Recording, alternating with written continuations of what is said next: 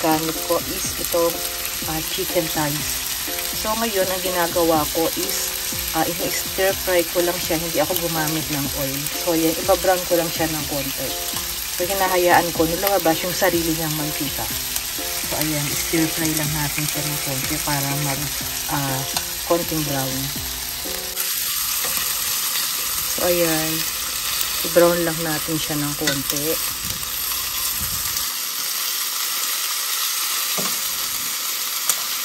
Gamit yung sarili niyang oil. Mag-release siya ng sarili niyang oil. So, hindi ako naglagay ng oil dyan.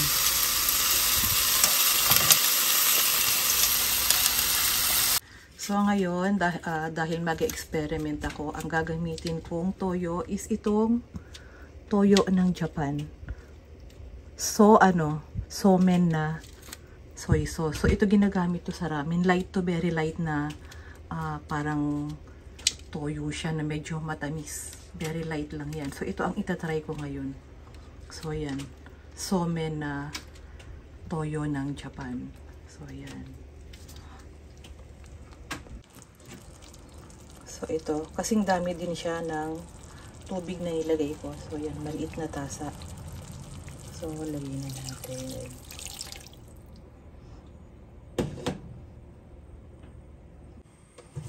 So, yan, lalagyan ko na siya ng asin. Ang gamit ko is itong Himalayan salt. Lalagyan ko na siya ng paminta. So, yan.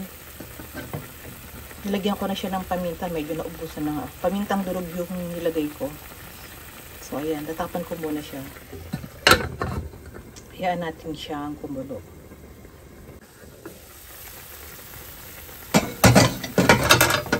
Yan. Lalagyan ko siya ng laurel. So, yan. Dahil itong adobo na to niluluto ko is nag-experiment ako. Gumamit ako ng ibang klase ng toyo. Yung toyo ng Japan na somen, ginagamit sa ramen yun. Very light lang yun na medyo matamis. So, yan. Kaya i-adjust ko siya. So, mamaya titignan natin kung anong magiging lasa. So, ang nilagay ko pala ngayon is nilagyan ko siya ng konting tubig. Ayan, nilagyan ko na nga siya ng konting tubig. Tapos yung toyo ng Japan, yung somen na ginagamit sa ramen, yun eh. Medyo light lang siya na toyo at saka medyo matamis. Then, lagyan ko na siya ng asin at paminta at itong dahon ng laurel. So, yan, mamaya i-adjust pa natin yan. Dahil first time ko nga gumamit ng toyo ng Japan na yun. So, hindi ko alam kung ano magiging lasa niya. So, mamaya i-adjust na lang natin yan. Experiment tong adobo na to. So, yan, lalagyan ko siya ng konting toyo. Yung totoong toyo talaga. So, yan. Konti lang.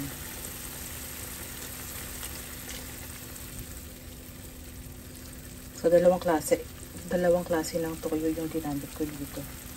Minix ko siya.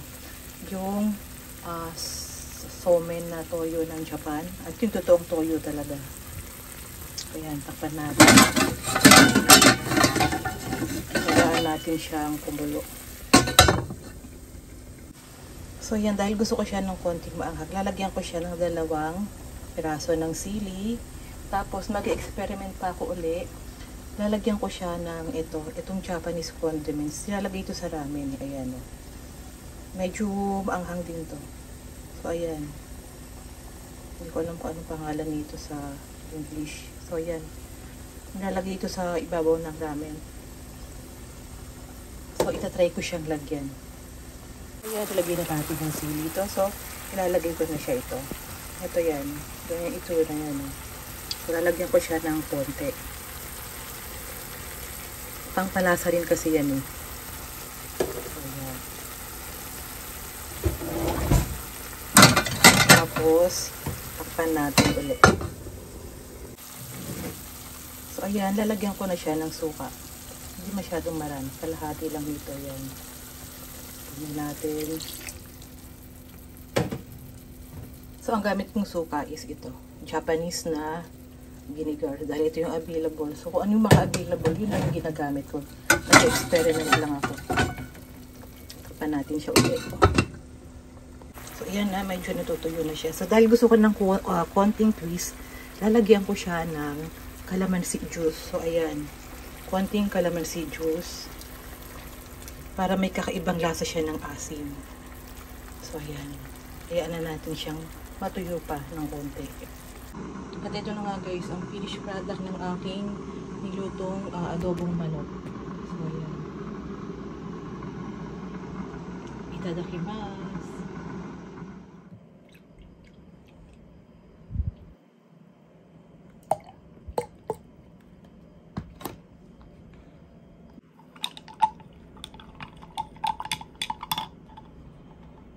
So, ito guys ang ating brunch, breakfast, and lunch. Yan ang ating adobong manok with matching coffee. So, walang asukal yan. Coffee and milk. Yan, itadakimasu.